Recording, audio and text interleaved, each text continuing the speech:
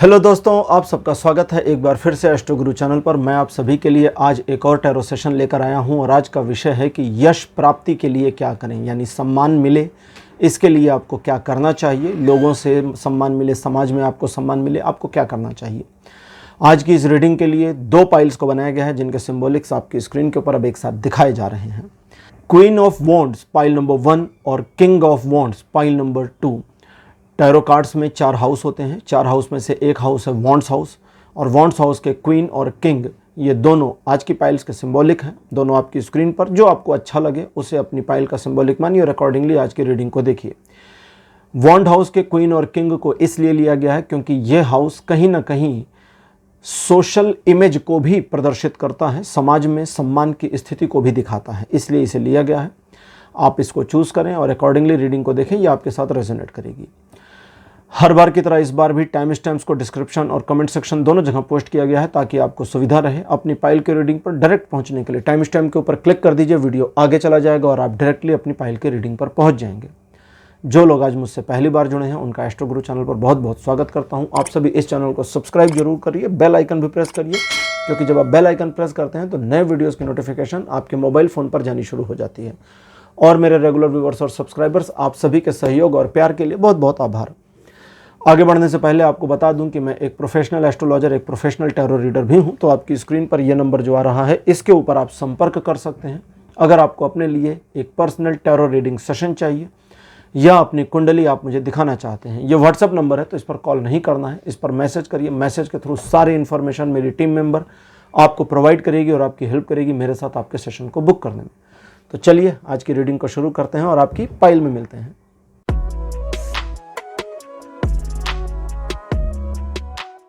Hello pile number 1, आप सबका स्वागत है। आपकी रीडिंग में आपने क्वीन ऑफ वॉन्ड्स को चूज़ किया था, मेरे बगल में उनकी फ़ोटो लगा दी गई है। चलिए रीडिंग को शुरू करते हैं और देखते हैं कि समाज में सम्मान यानी यश प्राप्त करने के लिए आपको क्या करना चाहिए, कैसे करें। पहला कार्ड आपके लिए है डेथ। पहला ही कार्ड का नाम इतना खतरनाक आ गया है। अच्छा, जो लोग पहली बार टैरो रीडिंग देख रहे हैं उनको बता दूं, डेथ कार्ड की मीनिंग टैरो रीडिंग में एक्चुअल डेथ नहीं होती। ये कार्ड का नाम है डेथ, और ये इसलिए है क्योंकि इस कार्ड के जो स्वामी हैं वो मृत्यु के देवता हैं, तो आप उन्हें यमराज भी कह सकते हैं। दूसरा कार्ड आपके लिए है 6 ऑफ पेंटिकल्स। कार्ड नंबर 3 आपके लिए है 5 ऑफ पेंटिकल्स। कार्ड नंबर 4 आपके लिए है पेज ऑफ वॉन्ड्स, और अंतिम कार्ड आपके लिए अपीयर हुआ है 8 ऑफ वॉन्ड्स। 5 कार्ड्स आपके लिए अपीयर मेरे पास ट्रेडिशनल टैरो डेक से। डेथ के कार्ड से शुरू करते हैं। यह कहता है कि भाई जीवन में जो सिचुएशंस बीत गई हैं उनकी कसक अगर अभी भी आप पकड़ के रखेंगे तो वो पकड़ आपकी बनी रहेगी। फिर से समझिए, जो नकारात्मकता बीत गई, मान लीजिए कहीं अपमान हो गया था, मान लीजिए किसी व्यक्ति ने आपका बहुत अपमान किया, सिचुएशन सम्मानजनक नहीं रही, आप एक ऐसी सिचुएशन को झेल कर, भोग कर या इंजॉय करके अब एक ऐसी सिचुएशन में आए हैं जहां पास्ट की चीजें अभी भी, पास्ट की यादें अभी भी सता रही हैं। कई बार पॉजिटिव यादें बहुत सताती थी और वर्तमान में हमारा सम्मान नहीं हो रहा। पहले तो हम बहुत सम्मान प्राप्त कर रहे थे, अब हर जगह अपमान हो रहा, तो ये भी सताएगा। पहले बहुत अपमान हो रहा था, अभी भी अपमान हो रहा है, तो ये भी सताएगा। पहले बहुत अपमान हो रहा था अब, या पहले एक ऐसी सिचुएशन थी जहां पर अपमान और सम्मान की बात तो छोड़ें, आपके जीवन में कोई ऐसा मोमेंट था जिस मोमेंट को आप पीछे नहीं छोड़ पाए। कई बार हमारे रिलेशनशिप्स होते हैं, कई बार हमारी चाहतें होती हैं, फैमिली इश्यूज होते हैं, लव रिलेशन, कई चीज़ें हो सकती हैं, कुछ भी हो सकता है। ठीक है कि भाई आप फला चीज़ का कोर्स करना चाहते थे लेकिन अब आप फला चीज़ का कोर्स कर रहे हैं। कई बार कुछ लोग क्रॉस प्रोफाइल चले जाते हैं, कोर्स किया ए का, जॉब मिल गई बी में, करियर बन गया बी में या सी में, ऐसे भी लोग होते हैं। मैं ऐसे लोगों को जानता हूँ, एचआर की पढ़ाई करी है और जॉब कर रहे हैं अकाउंटिंग। अकाउंटिंग में जॉब कर रहे हैं। कई लोगों ने अकाउंटिंग की पढ़ाई करी है, एचआर में जॉब करने लगते हैं और बढ़िया कर रहे हैं। ऐसा नहीं है कि नहीं बढ़िया नहीं कर रहे हैं, सचमुच बढ़िया कर रहे हैं। तो कहने का मतलब यह है कि जो पास्ट है वो पास्ट है, जो बीत गया वो बीत गया, बीत गया बात गई, क्योंकि हम पीछे नहीं जा सकते। अब सबसे पहले पास्ट को एक्सेप्ट करना होगा। अगर आप पास्ट की सिचुएशन को एक्सेप्ट नहीं करते, जैसे आपने एक्सेप्ट नहीं किया, वो बात बार बार सताती, दिमाग में आती है, आपके एक्शंस रिएक्शंस पे वो रिफ्लेक्ट करती है, आपकी बॉडी लैंग्वेज पर उसका रिफ्लेक्शन आता है और चीज़ें खराब हो जाती हैं। पास्ट में आपने हो सकता है कोई ऐसी गलती करी हो जिसकी गिल्ट बन गई हो, सेल्फ गिल्ट, वो सिचुएशन खत्म हो चुकी, आगे आ चुके, लेकिन गिल्ट अभी चल रही है, और गिल्ट अगर चलती रहेगी तो आपकी बॉडी लैंग्वेज, रिफ्लेक्शन में, आपकी बोलचाल में, बातों में, सब चीज़ों में रिफ्लेक्ट करेगी और उसका आपको नकारात्मक प्रभाव मिलेगा। लोग आपको हल्के में लेते हैं, ये सबसे बड़ी प्रॉब्लम है, इसलिए सम्मान नहीं प्राप्त हो रहा। कई बार आपकी एडवाइस की परवाह नहीं करते, कई बार आपका यूज़ कर लेते हैं और आपको इज्जत ही नहीं देते, आपका कोई सम्मान ही नहीं, एहसान ही नहीं मान रहे लोग। ये सारी सिचुएशन क्लब होके चल रही हैं।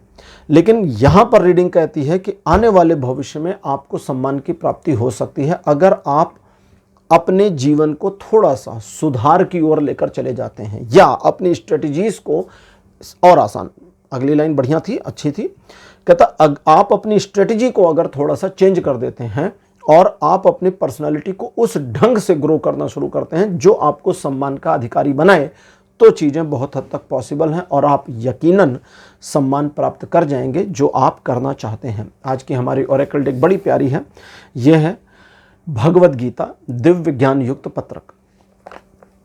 मुझे लगा कि आज हमें भगवान श्री कृष्ण का एक तरह से गाइडेंस लेना चाहिए, ठीक है, तो इसलिए आज इस डेक को यूज़ कर रहा हूँ।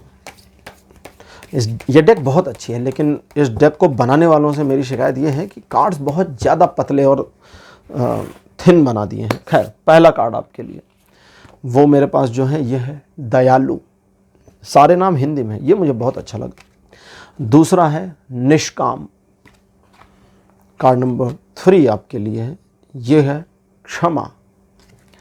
कार्ड नंबर 4 आपके लिए है शुद्धिकरण। और अंतिम 2 कार्ड आ गए तो ये नल एंड वाइड, इसको नहीं मानेंगे। अंतिम कार्ड आपके लिए है सहनशील। अच्छा जी,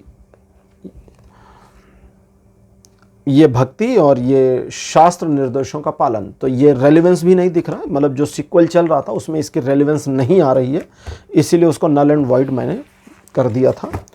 तो जो 2 कार्ड आ जाएं तो नल एंड वाइड, ठीक है, मतलब जिसको आना होता है वही आता है। खैर, अब इसको समझें कि हम अपने आप को कैसे पर्सनालिटी में चेंज करें कि भाई हमें सम्मान की सचमुच में प्राप्ति मिल जाए। और देखिए, कई एक बड़ा बढ़िया इंसिडेंट बताता हूँ। किसी ने ओशो का नाम आपने सुना होगा, भगवान श्री रजनीश ओशो बड़े फेमस रहे, बड़े विवादास्पद भी रहे, और बहुत सारे लोग उनको फॉलो करते हैं, उनके प्रवचन सुनते हैं। बहुत रिस्की है उनके प्रवचनों को सुनना और समझना। सुनना भी रिस्की है और सुनने से ज़्यादा उनको समझ पाना रिस्की है, क्योंकि वो एक ऐसे व्यक्ति हैं जो कंप्लीटनेस में प्रकट हो जाते हैं, अपनी पूर्णता में आ जाते हैं, और हम पूरे इंसान को एक्सेप्ट नहीं कर पाते। इसी वजह से भगवान कृष्ण को भी देखिए तो किसी ने बाल रूप को पकड़ रखा है, किसी ने लड्डू गोपाल को पकड़ रखा, किसी ने एकदम छोटे से भगवान कृष्ण वृंदावन वाले उनको पकड़ के रखा। आपको बहुत रेयर में मिलेंगे ऐसे लोग जिन्होंने योगेश्वर श्री कृष्ण को पकड़ रखा है, और अगर जिन्होंने योगेश्वर को पकड़ रखा फिर वो बाल रूप को नहीं पकड़ रहे। भगवान तो समग्र में है, भगवान तो समग्र में है, बाल लीला में भी हैं तो योगेश्वर में भी हैं, महाभारत में छल कपट भी वो कर रहे हैं, प्रपंच भी रच रहे हैं, बहुत सारी चीज़, तो कंप्लीटनेस में। और कंप्लीट व्यक्तियों से हम बहुत डरते हैं, हम सारे इंसान ना कंप्लीट लोगों से बहुत घबराते हैं। ओशो की बात चली थी, कहीं पर उन्होंने कहा कि अगर हम किसी इतिहासकार के पैनल को बुलाएं और उन्हें कहें कि भाई भगवान बुद्ध का ये जीवन चरित्र है, राम का ये है, इनका ये है, महाराणा प्रताप का ये है, फलाने का ये है, सिकंदर का ये, अगर ये लोग 10-20 साल और रहते तो इनकी कहानी में क्या परिवर्तन आता।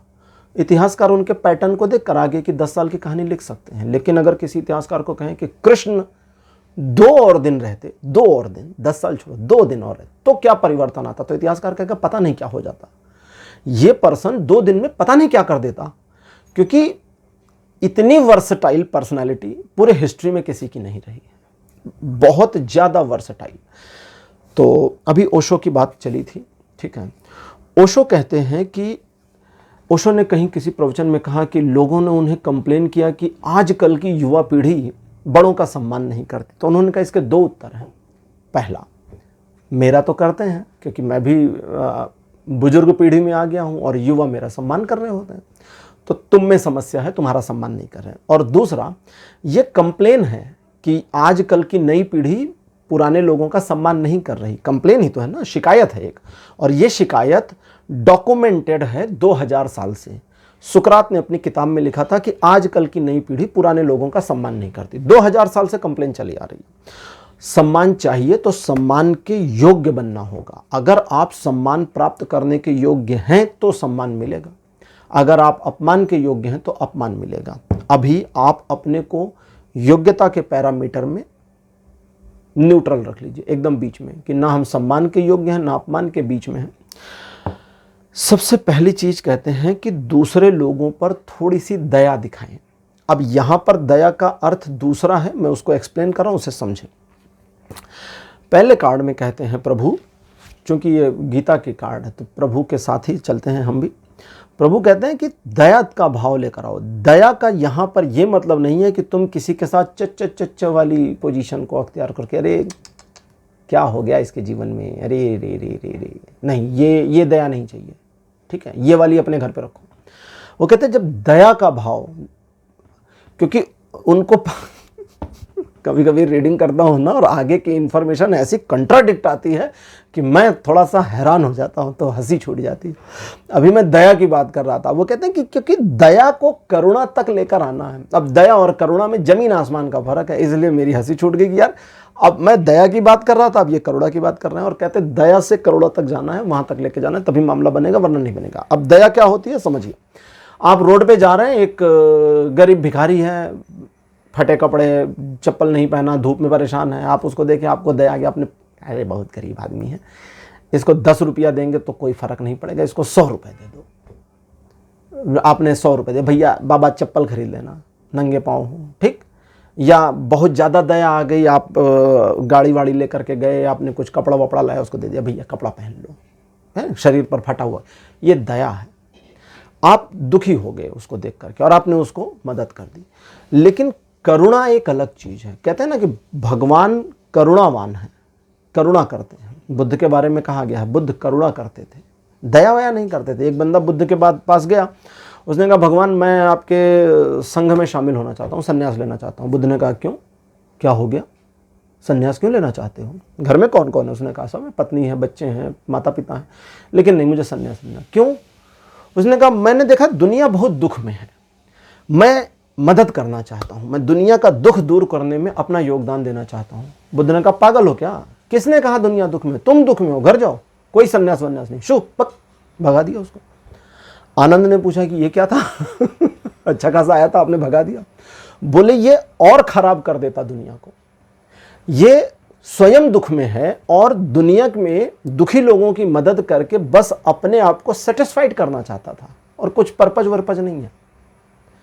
क्योंकि सन्यास का अर्थ होता है स्वार्थ। जो व्यक्ति परम स्वार्थी है, जो अपने अंदर परिवर्तन करना चाहता है, वो सन्यास लेगा। दुनिया बदलने के लिए सन्यास क्या है को लेना, दुनिया कब बदली है, दुनिया तो अपने हिसाब से ही चलेगी।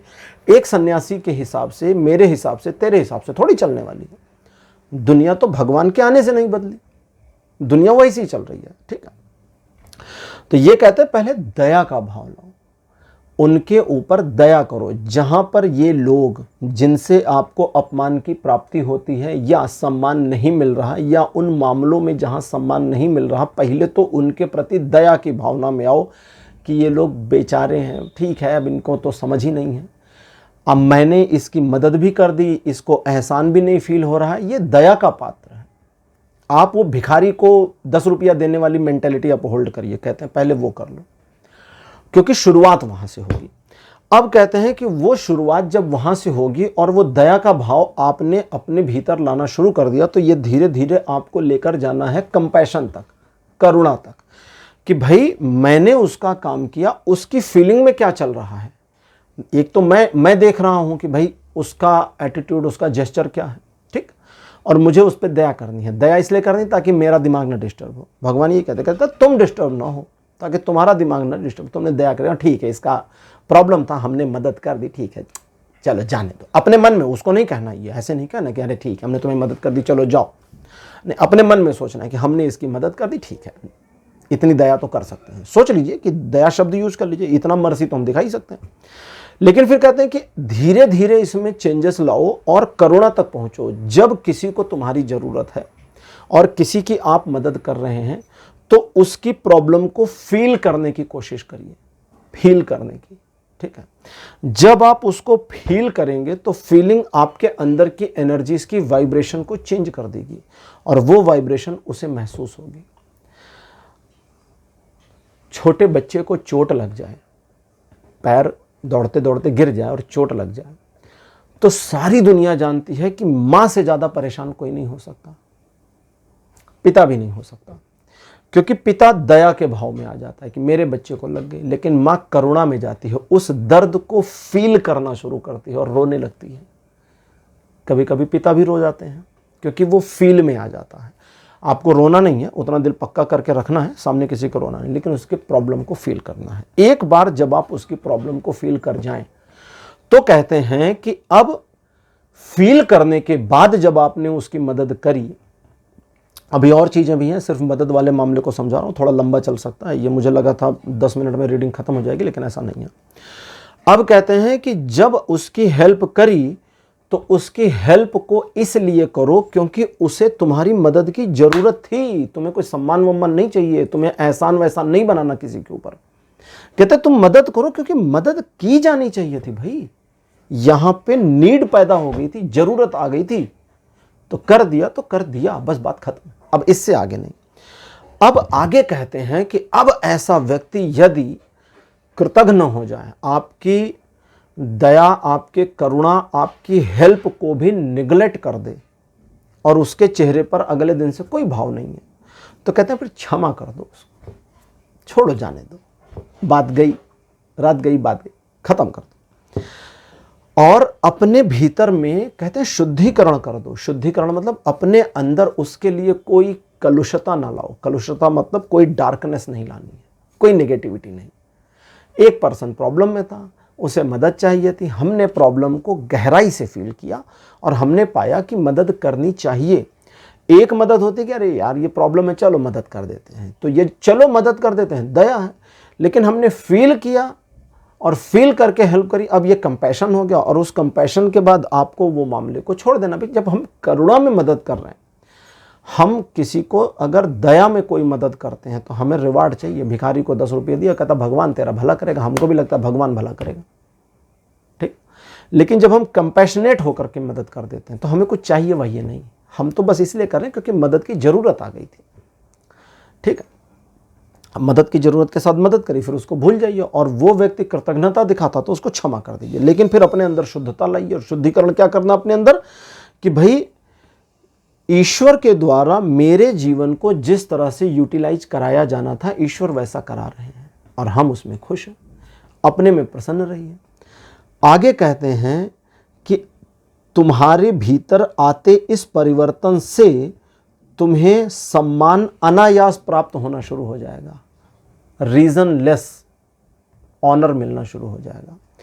अब उस मामले की भी बात कर, ये तो हो गया, अब उस मामले की बात कर लें जहां आप किसी की मदद नहीं कर रहे लेकिन आपको सम्मान चाहिए। जैसे कई बार होता है ना घर परिवार में, दोस्तों में, इनमें उनमें, वहां पर आपको क्या करना है, स्ट्रेटजी को थोड़ा सा क्या बदलना है। सबसे पहली चीज, अपनी जल्दबाजी को बंद कर दीजिए। उसके मामलों में अपने आप को तुरंत इन्वॉल्व करने की मेंटालिटी से बच जाइए। बातचीत करिए, नॉर्मल रहिए, नॉर्मल बिहेवियर करिए और बहुत ज्यादा उनके साथ इन्वॉल्व मत हो जाइए, ठीक। दूसरा, हर बात को बताइए नहीं, हर बात बोल के मत बता दीजिए, सब कुछ मत बता दीजिए, इंतजार करिए, वेट करिए। और तीसरा सबसे ज्यादा इंपॉर्टेंट ये है, कहते हैं सिर्फ गुरु की प्रतीक्षा शिष्य नहीं कर रहा, शिष्य की प्रतीक्षा गुरु भी कर रहे हैं। एक पुरानी कहावत है कि एक शिष्य एक सही गुरु को खोज रहा होता है। अगर कोई शिष्य है तो वो चाहता है मुझे एक ऐसा परफेक्ट गुरु मिले जो गुरु के रूप में परफेक्शन कर सके और मैं मतलब मेरे जीवन में जो ट्रांसफॉर्मेशन गुरु के द्वारा चाहिए वो मिल सके। तो एक असली गुरु, एक सच्चा गुरु खोजना बहुत मुश्किल होता है, ये सभी लोग जानते हैं। ये कहते हैं कि जितना मुश्किल है सच्चा गुरु खोजना, उतना मुश्किल है सच्चा शिष्य भी खोजना।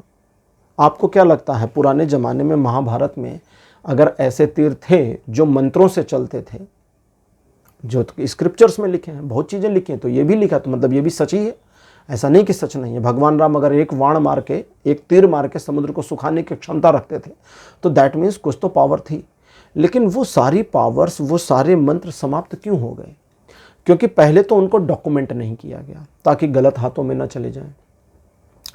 दूसरा, उनको सीखने की जो योग्यता होनी चाहिए, जो शिष्य के अंदर ग्रहण करने का भाव होना चाहिए, उसकी कमी होती चली गई, इसलिए वो विद्या खोती चली गई, बस और कुछ नहीं है।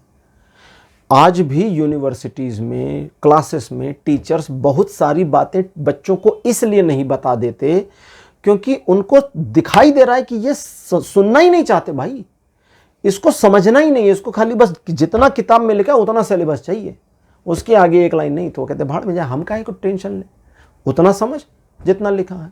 तो आज के 400 साल बाद की पीढ़ी फिर और अलग ढंग से हो जाएगी। तो ये वो है। तो यहाँ पर वो कहते हैं कि आप चाहते हैं कि आपको सम्मान मिले, तो उसके लिए धैर्य धारण करना होगा और रुक जाना होगा, रुक जाना होगा। सम्मान प्राप्त करने के लिए नहीं, स्वयं को स्वयं के प्रति सम्मानित रखने के लिए। वे कहते हैं कि तुम दूसरों से सम्मान प्राप्त करना चाहते हो, पर सवाल तो यहाँ ये है कि क्या तुम तुम्हारा सम्मान कर पा रहे हो? अगर तुम ही दूसरे इंसान होते तो तुम तुम्हारा ही सम्मान नहीं कर रहे होते। इसलिए तुम तुम्हारे अंदर वो परिवर्तन लाओ जहां तुम तुम्हारा सम्मान कर सको।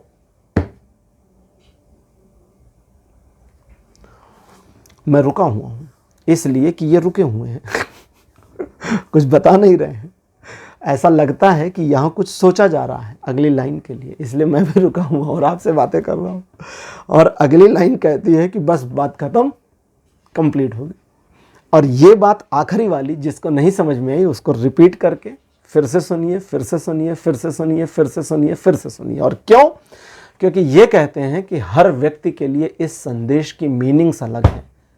हर व्यक्ति के लिए, हर पर्सन के लिए, हर लड़की लड़के के लिए ये जो आखिरी में संदेश दिया, इसके मायने अलग अलग हैं, पर्सन टू पर्सन वेरी करेगा। इसलिए मुझे कह रहे हैं कि तू समझाएगा भी तो क्या समझाएगा, गलत समझा देगा, चुप हो जा, बस खत्म कर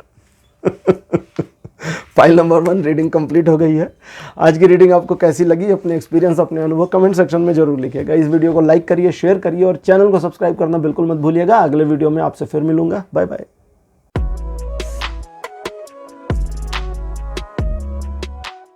हेलो पाइल नंबर 2, आप सबका स्वागत है आपकी रीडिंग में। आपने किंग ऑफ वॉन्ड्स को चूज किया था, मेरे बगल में उसकी फोटो लगा दी गई है। चलिए रीडिंग को शुरू करते हैं और देखते हैं कि सम्मान या यश प्राप्त करने के लिए क्या करना चाहिए। पहला कार्ड आपके लिए है S of pentacles. Card number 2 आपके लिए है द स्टार।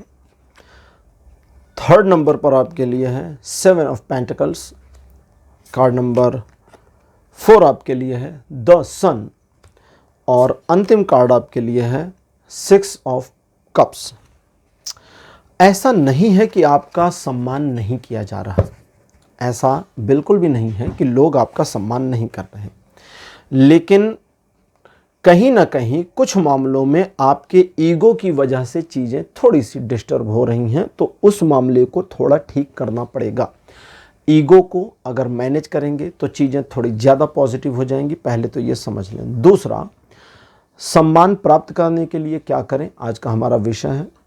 तो यहाँ पर कहता है कि आप अगर दूसरों से सम्मान प्राप्त करना चाहते हैं और सचमुच में चाहते हैं, तो लोगों के प्रति अपने सम्मान के भाव को दिखाइए। ये भाव सिर्फ जेस्चर्स में नहीं होना चाहिए, सिर्फ औपचारिकताओं में नहीं होना चाहिए। ये भाव दिखना चाहिए आपके डेली बिहेवियर में, आपके रूटीन में। अगर आप अपने माता पिता से सम्मान प्राप्त करना चाहते हैं, बहुत सिंपल सी बात करता हूँ, अगर आप चाहते हैं कि आपके माता पिता आपका घर में सम्मान करें, कुछ मत करिए, मैं जो बता रहा हूँ इसे करिए।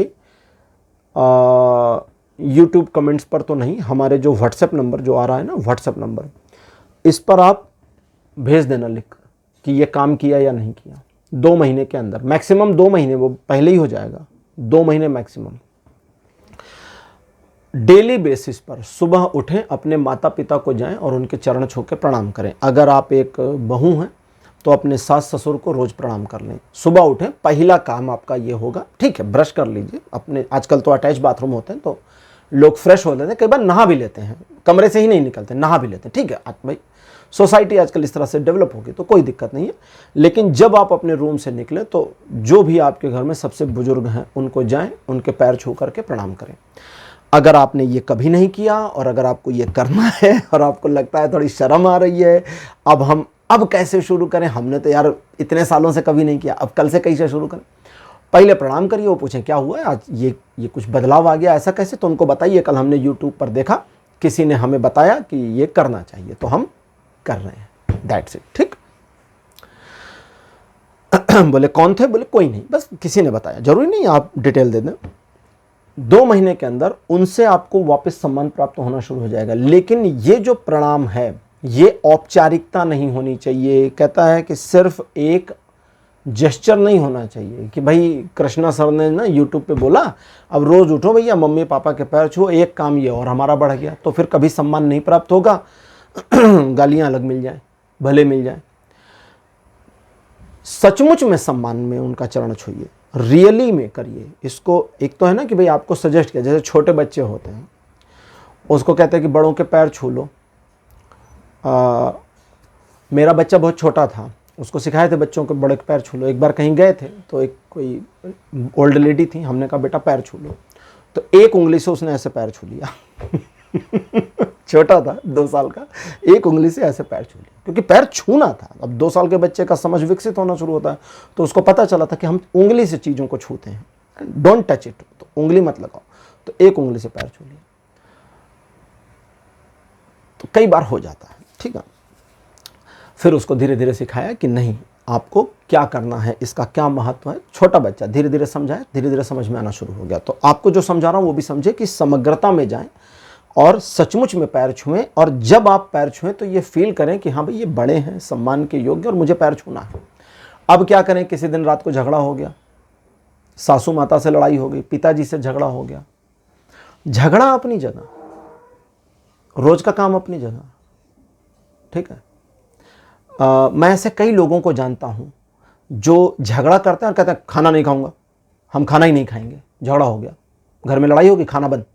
और मैं ऐसे भी कई लोगों को जानता हूं जो कितना भी झगड़ा हो जाए, बढ़िया वाला, अच्छा वाला, एकदम जमकर हो जाएगा, अड़ोसी पड़ोसी इकट्ठा वाला, झगड़ा अपनी जगह, खाने के समय पे भोजन अपनी जगह, ये उनका बढ़िया एटीट्यूड है। और मुझे ये वाला बहुत पसंद आता है कि यार झगड़ा तो झगड़ा है, खाने से काहे को झगड़ा।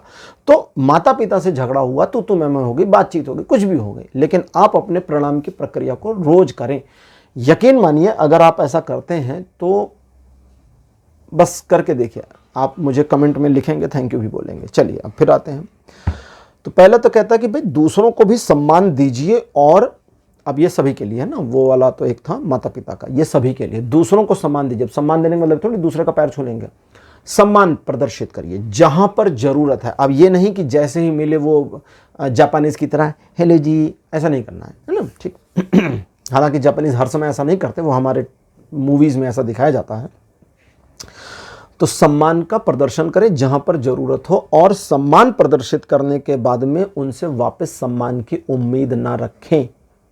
आपको अब उम्मीद ना रखें में भी एक निगेटिव, आगे कहता हूं उसमें भी निगेटिविटी है कि भाई हमने इसको सम्मान दे दिया, ये हमको सम्मान नहीं देगा, यही सोच आ जाएगी। नहीं, ये भी नहीं रखना है।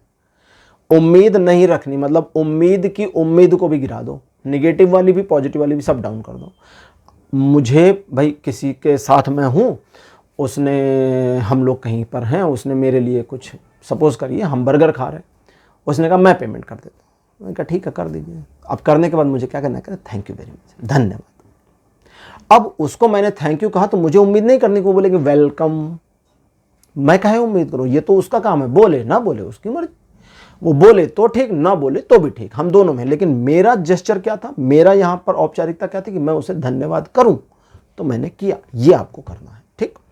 और जब ये धन्यवाद करें या उसके प्रति सम्मान प्रदर्शित करें तो ये आपकी फीलिंग्स में आना चाहिए, अंदर से होना चाहिए। अगर आप अंदर से सम्मान करते हैं तो फिर वो रिवर्स होगा, क्योंकि यहाँ की रीडिंग कहती है कि आपको सम्मान प्राप्त होना ही चाहिए, उसमें कोई इशू नहीं है, क्योंकि लोग आपको जानते हैं। पाइल नंबर 2 आप हैं, लोग आपको जानते हैं, आपके काम को जानते हैं, समझते हैं, आपके प्रति सम्मान की भावना में रहते हैं। तो लोगों के प्रति जब सम्मान आप प्रदर्शित करते हैं तो उस सम्मान को अपनी फीलिंग के साथ में व्यक्त करना है। ऐसा नहीं व्यक्त करना कि बस आपने सम्मान दे दिया, बस फील करिए, फीलिंग के साथ में सम्मान व्यक्त करिए और उसके बाद भूल जाइए कि हमने सम्मान दिया, वो ऑटोमेटिक रिवर्स होगा। और अपने ईगो को कंट्रोल करिए, क्योंकि आपके ईगो की वजह से लोग आपका सम्मान तो करते हैं, लेकिन आपके ईगो की वजह से प्रॉब्लम होती है। लोग आपको वो रिस्पेक्ट दिखाते हुए नहीं मिल पाते जो रिस्पेक्ट आप उम्मीद करते हैं कि आपको मिले। आज की हमारी ओरेकल डेक है गीता, भगवत गीता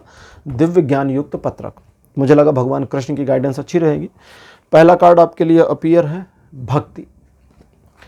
सेकंड पोजीशन पर आपके लिए जो कार्ड है यह है निर्दोष। कार्ड नंबर 3 आपके लिए है नियमित। फोर्थ नंबर पर आपके लिए है सम्माननीय। और अंतिम कार्ड आपके लिए है तत्वदर्शी। जब ये कहा कि भाई ईगो को डाउन कर दीजिए, तो आप अपने ईगो को कैसे गिराएंगे? तो इसका आंसर यहां पर जो आता है, मानकर चलिए कि आप लोगों के लिए जो कर रहे हैं, स्वयं के लिए जो कर रहे हैं, लाइफ में जो भी ग्रो कर रहे हैं, जीत रहे हैं, हार रहे हैं, आगे बढ़ रहे हैं, पीछे बढ़ रहे हैं, पॉजिटिव हो रहा, निगेटिव हो रहा, मान के चलिए सब कुछ ईश्वर के द्वारा किया जा रहा है। ज्योतिष की एक पुस्तक है, उसका नाम है यवन जातकम।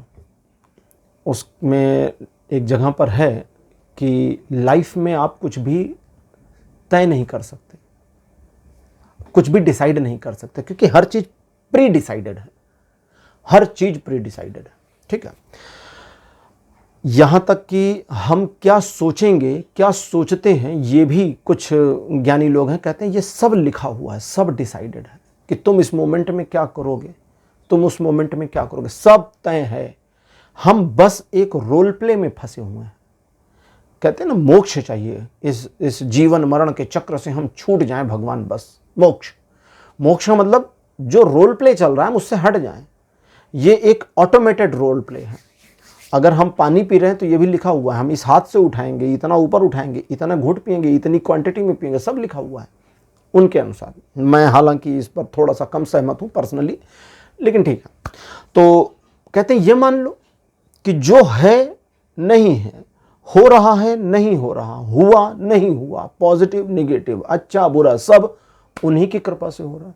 वही कर रहे हैं, वही करवाना है, हमने तो कुछ नहीं किया। आपने बहुत बड़ा नुकसान कर दिया, मानकर चलिए कि ये ईश्वर की नियति में था, मुझसे नुकसान हो गया, लेकिन आगे कोशिश करेंगे भाई, प्रॉब्लम से सबक लें, आगे नहीं करेंगे। देखिए इसमें एक नकारात्मकता आती है। जैसे मुझे किसी ने पूछा कि भाई वृहद जातकम ज्योतिष की एक पुस्तक है, उनका ठीक पुस्तक है, उसे हमने भी पढ़ा, मैंने भी पढ़ा।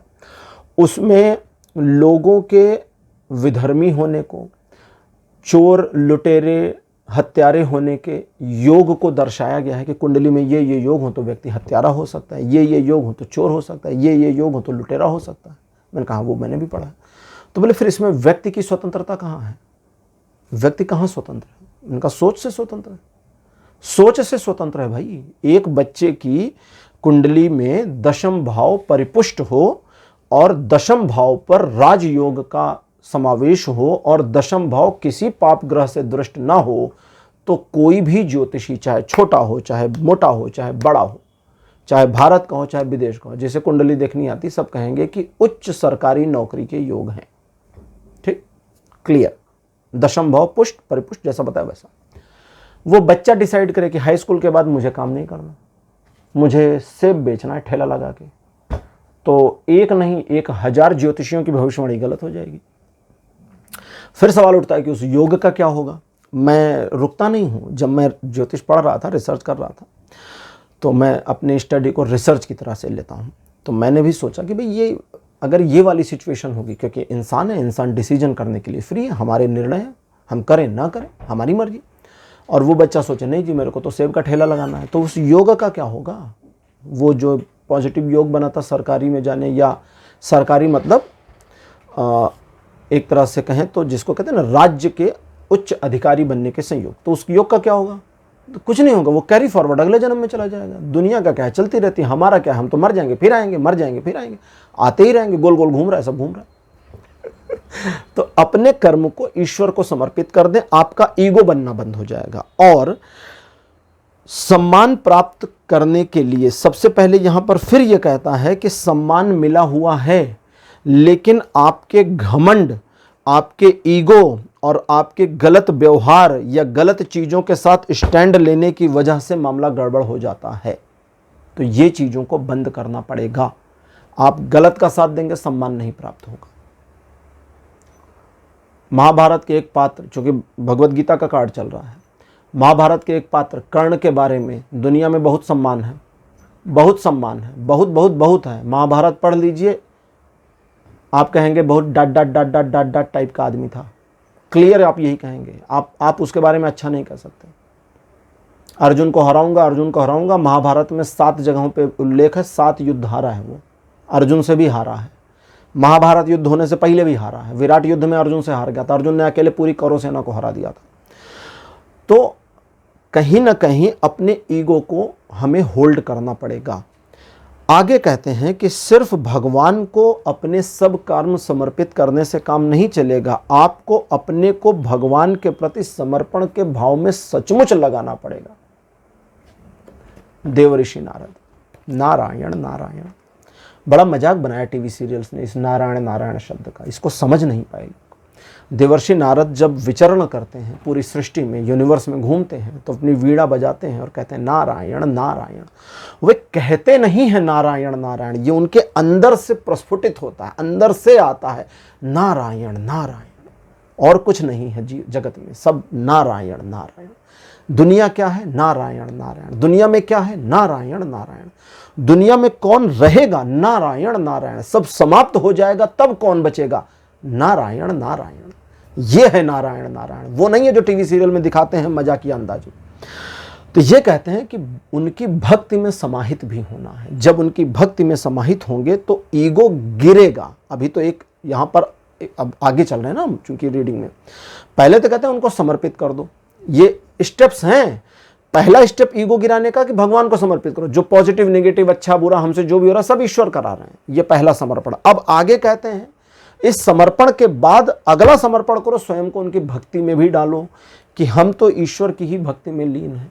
अब इसमें इसका मतलब हो गया कि जरूरी नहीं आप नारायण की करें, आप भगवान कृष्ण को मानते हैं उनकी भक्ति करें, शिव को मानते हैं उनकी करें, दुर्गा काली जिनकी भक्ति करते हैं उनकी करें। और जब आप उनकी भक्ति में अपने को डालते जाते हैं तो उनकी भक्ति से आपके भीतर में एक परिवर्तन आता है जो आपके ईगो को गिराता जाता है, और आपके अंदर एक ऐसी भावना लेकर के आएगा कि आपको फील होगा कि मैं तो छोटा बच्चा हूं भगवान का, प्रभु हमारे सब कुछ हैं, मैं तो छोटा बच्चा हूं। और यही फीलिंग आपको आपके भीतर के ईगो से न सिर्फ मुक्त कर देगी, बल्कि आपको सम्मान की परवाह नहीं रह जाएगी। फिर आपको इसकी फिक्र नहीं है कि तुम मेरा सम्मान करते हो कि अपमान। आप अपने आप को उसी सेटिस्फैक्शन में पाएंगे जिस सेटिस्फैक्शन में एक्चुअली आपको होना चाहिए। पूरी दुनिया कई बार आश्चर्य करती है कि भारत में घर बार छोड़ देने वाले, भिक्षा मांग कर खाने वाले सन्यासियों को इतना सम्मान क्यों दिया गया। चारों वर्णों में ब्राह्मण सबसे सम्माननीय माने गए, क्योंकि ब्राह्मण वो था, वो व्यक्ति ब्राह्मण था। अभी तो ये जाति व्यवस्था चल गई, मैं वर्ण की बात कर रहा हूं। वर्ण एक ऐसा व्यक्ति, जैसे आचार्य चाणक्य ब्राह्मण थे, उनका नाम कहीं भी आप पढ़िए विष्णुगुप्त था। गुप्त बनिया लिखते हैं, गुप्त माने बनिया, और आचार्य चाणक्य ब्राह्मण थे। तो जिस भी परिवार में जन्मे, लेकिन कर्म ब्राह्मणत्व का था। तो ब्राह्मण ही सम्मान के योग्य सर्वथा क्यों हो गया? पहला, क्योंकि ब्राह्मण वो व्यक्ति था जिसने शिक्षा प्राप्त करने के लिए, ज्ञान अर्जन करने के लिए भीख मांगना तय कर लिया कि मैं भीख मांगकर खाने को तैयार हूं, लेकिन ज्ञान प्राप्त करना नहीं छोड़ेंगे। ऐसे व्यक्ति का सम्मान नहीं करेंगे तो किसका करेंगे? दूसरा सम्मानित हुआ क्षत्रिय, जो इस चीज के लिए तैयार था कि तुम बचो, इसके लिए मैं मर जाऊंगा। मैं मर जाऊं कोई बात नहीं, कि तुम बचने चाहिए। अब जो हमारे लिए जान देने को तैयार है उसका हम सम्मान करेंगे। तीसरे स्थान पे वैश्य आ गए। वैश्य क्यों आ गए? क्योंकि वो व्यापार चला रहा था। व्यापार समाज को रन करता है, राज्य को रन कर रहा है, सब कुछ व्यापार से चल रहा है। तीसरे पर आ गया। और इन तीनों का आधार मतलब अगर हम एक टेबल बनाएंगे तो उसके पावे निकाल दें तो टेबल टिक नहीं सकती। लोगों ने गलत समझा। पदभ्यागम शूद्रो अजायता, जिनके चरण शूद्र हैं। विराट पुरुष की जब परिकल्पना बताई गई वेदों में तो ब्राह्मणो वस्य मुखमासीद बाहुराजन्य कृतः ऊरु तदस यद वैश्या पदभ्यागम शूद्रो अजायता, जिनके चरण शूद्र हैं। आपके चरण काट दें, मेरी किसी से बात हो रही थी, उनका शूद्रों को तो बता दिया, तो पैर भगवान के, मैंने कहा आपके पैर काट दें, फिर बोले फिर तो गड़बड़ हो जाएगी। मैंने कहा तो शूद्र आधार है भैया, इसी पर तीनों स्टैंड करेंगे, वो नहीं है तो ये तीनों नहीं है, मामला ही खत्म। तो वो कहते हैं फिर तुम एक ऐसी पोजीशन में आ जाओगे जहां सम्मान समस्या नहीं होगा।